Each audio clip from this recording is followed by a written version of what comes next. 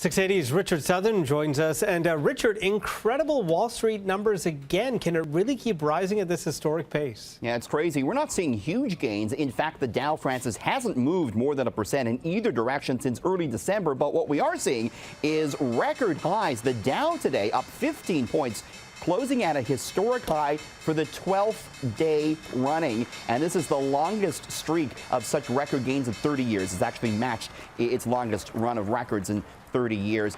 Investors have been pushing stocks higher on the hope that Donald Trump will cut corporate taxes and spend big on infrastructure. May get some more details on those issues when Trump holds a speech tomorrow night. The TSX, though, Francis, down 69 points today. Scotiabank, Bank of Montreal stock lower. Both those banks will report earnings tomorrow.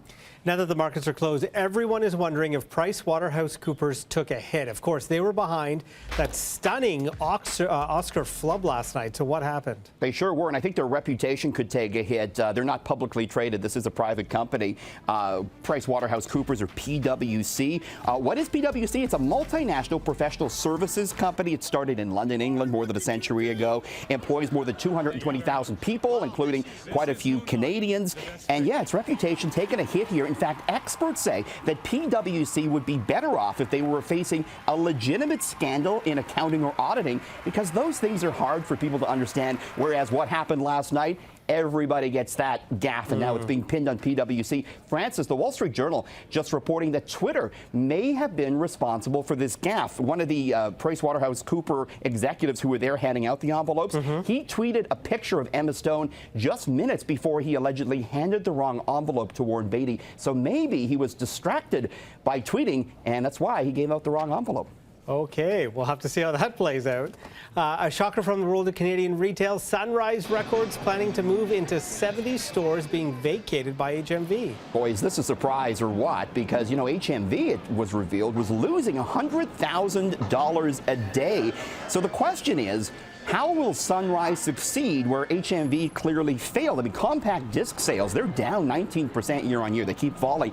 Well, the 32-year-old executive who owns Sunrise says he believes consumers want to hold physical merchandise. So aside from selling CDs and DVDs, Sunrise is going to put a lot of effort into selling board games. And board games, if you don't know, they're absolutely huge right now. We're seeing double-digit growth in that sector. They're also going to sell a lot of toys, film and TV, apparel, and Francis, at the front of the stores, they're going to put vinyl records. And we've mentioned this recently here on City Biz. Vinyl record sales up 29% year on year, coming back in favor. So Sunrise hopes to succeed with records and apparel and board games where HMV failed. Yeah, we'll have to see how they do. Toronto's condo boom reaching new heights. So there's a new downtown building planned, which could be Canada's tallest. It's going to be a big one. It's set for the corner of Yonge and Gerrard, and this would stretch 349 meters up into the sky, 98 stories, Francis. Canada's largest building, if it does indeed get built at that height. It would feature a mix of retail, office, and residential space. Currently, the largest residential tower in Toronto is the 78-story Aura at College Park. Developers are building higher as the market for real estate gets hotter and hotter. Toronto condo sales up 26% year on year. The average price about $442,000, a near 15% increase. Wow, what a skyline it would be. No balconies on that. Too high for balconies. So you'd be stuck inside, but it would be too windy out on the balcony anyways if you're up on the 98th floor. No kidding. So there are calls now to provide universal drug coverage for all Canadians, and new research finds it actually could be a money saver. That's right. An interesting paper out today by the Canadian Medical Association Journal, and it says providing coverage for some of the 100 most commonly prescribed medications would save Canadians about $3 billion a year. Right now, 1 in 10 Canadians don't fill their prescriptions because they just can't afford the out-of-pocket expense.